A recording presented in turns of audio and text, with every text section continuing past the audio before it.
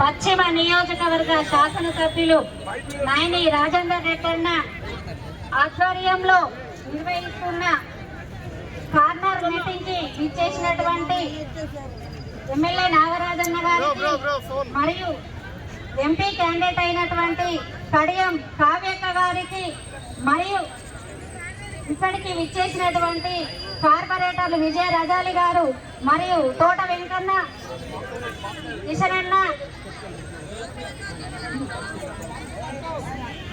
ఎంతో వచ్చి తరలి వచ్చినటువంటి నా సోదర సోదరి మనులందరికీ నా ధన్యవాదాలు.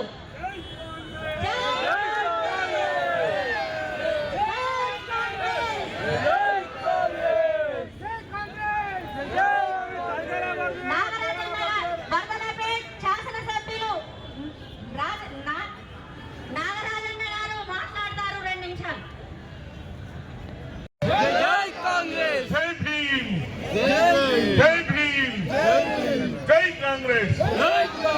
రేవంత్ అన్న గారి నాయకత్వం, భట్టి గారి నాయకత్వం, సోనియమ్మ గారి నాయకత్వం, జై కాంగ్రెస్. అందరికీ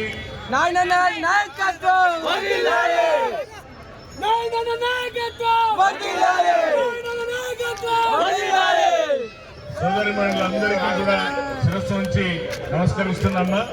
మీ అందరి ఆశీర్వాదాలతో నేను అన్నగారు ఇద్దరం కూడా శాసనసభకు వెళ్ళడం జరిగింది. దాంట్లో మీ ఎంతో భాగస్వామ్యం ఉన్నది.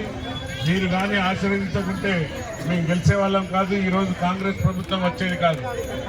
ఈ యొక్క బీఆర్ఎస్ బీజేపీ పాలన వల్ల విసికి వేసారిపోయి ఎంతో మంది విద్యార్థులు, అమ్మలు, చెల్లెలు ఉద్యోగాలు వస్తాయని చూసి ఆత్మహత్య చేసుకున్న సందర్భాలు ఉన్నాయి.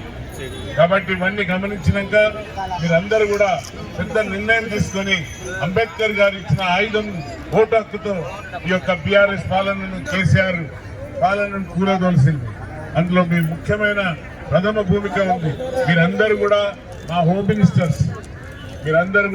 మినిస్టర్స్, మేము ఎంత బయట తిరిగినా కూడా మీరు చెప్పినట్టే చేయాలని. కాబట్టి మీరు చెప్పిందే శాసనం. అందుకే ప్రతి ఒక్కరు కూడా కాంగ్రెస్కే ఓటేసిండు. మగవాళ్ళు కూడా ఎవరు కూడా తోకాడియకుండా మీ యొక్క శాసనమే నడిచిందని నేను విశ్వసంగా భావిస్తున్నామ్మా. అట్లనే మీ అందరికీ తెలుసు, ఇప్పుడు మన సోదరిమణి డాక్టర్ కడియం కావ్య ఉన్నతమైన విద్య చదువుకొని డాక్టర్గా వర్ధనపేటలో గత 6 సంవత్సరాల నుండి ఉద్యోగం చేసుకుంటూ ఈరోజు మీ ముందుకు వచ్చింది. మీ ఆశీర్వాదం కోసం వచ్చింది. ఒక్కసారి ఆలోచించండి అమ్మా. కడియం సిఆర్ గారు తలుచుకుంటే పెద్ద హాస్పిటల్ కట్టించి, ఒక ప్రైవేట్ హాస్పిటల్ కట్టి బిడ్డనల్లో ప్రాక్టీస్ చేసుకోమనేవాడు, లేకుంటే అమెరికాకు పంపించేవాడు. కానీ సోదరిమణి స్వచ్ఛందంగా గవర్నమెంట్ ఆసుపత్రిలో ఉండి ప్రజలకు సేవ చేసుకుంటా కడియం కావ్య పేరు యొక్క ట్రస్ట్తోని పేద ప్రజలకు సేవ చేసుకుంటూ వచ్చింది. మనం దేవుళ్ళు ఉన్నావో లేవో చూడలేదు. ఎవరైనా చూసినా దేవుళ్ళను? మనం ఆసుపత్రికి పోతే ఏమంటాం? డాక్టర్లను దేవుడని మొత్తం కదమ్మా. వచ్చేటప్పుడు మీ వల్ల బతికింది నా కొడుకు, నా బిడ్డ, నా భర్త, నా చెల్లి ఎవరైనా బతికింది అంటే మీ వల్లనే అని. కాబట్టి అంత విశ్వాసమైన డాక్టర్ ఉద్యోగాన్ని ఇచ్చిపెట్టి ఈరోజు స్వచ్ఛందంగా మీకు సేవ చేయడానికి వచ్చిందంటే మీరు ఒక్కసారి ఆలోచించండి. అదే ఇప్పుడు రంగు మార్చి, రూపు మార్చి, ఊసరి వెళ్ళిలాగా మార్చి బీఆర్ఎస్ నుండి బీజేపీకి దింపై ఒక చొక్కా కలర్ మారింది తప్ప మనిషి మారలేదు. మనిషి అదే మనిషి.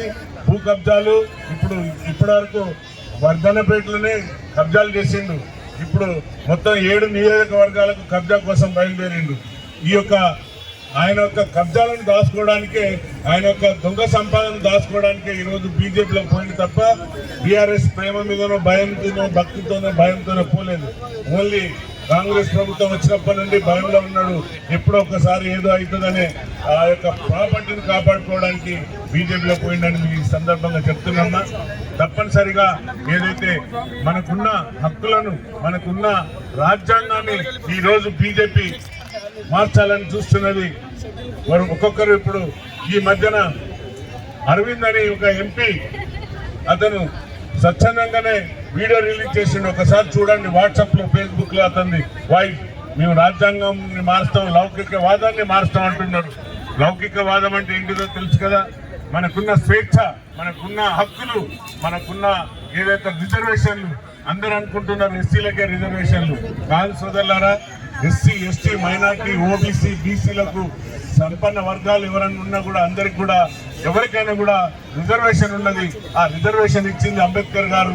ఆ రిజర్వేషన్ ఎత్తివేస్తాం అంటున్నారు. ఒక్కసారి ఆలోచించండి.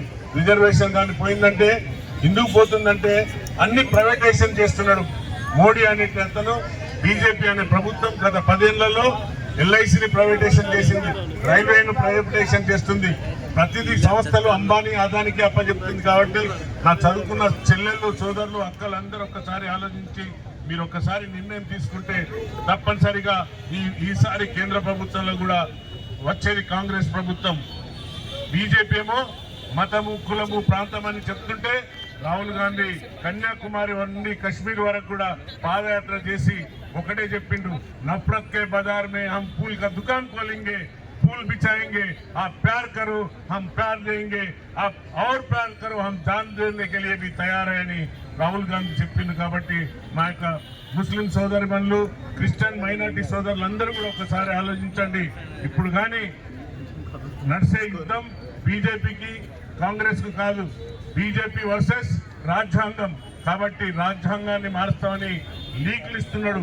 ఒకడు 400 సీట్లు గెలిస్తే మొత్తానికే రాజ్యాంగం మారుస్తా అంటున్నాడు, ఇంకోడు రిజర్వేషన్లు ఎత్తివేస్తా ఉంటున్నాడు. కాబట్టి ఒకసారి అందరూ అమ్మలు, అక్కలు, చెల్లెళ్ళందరూ కూడా ఆలోచించండి. ఆలోచించి ఈసారి డాక్టర్ కడియం కావ్య గారిని మనం ఎక్కువ మెజార్టీతో గెలిపించి పంపించవలసిన బాధ్యత మనందరి పైన ఉంది. కాబట్టి ఈ యొక్క నాకు ఈ సమయం ఇచ్చిన నా సోదరుడు రాజేందర్ రెడ్డి గారిని మీ అందరి తరఫున మరొకసారి ధన్యవాదాలు తెలుపుతూ ముగిస్తున్నా. జై కాంగ్రెస్.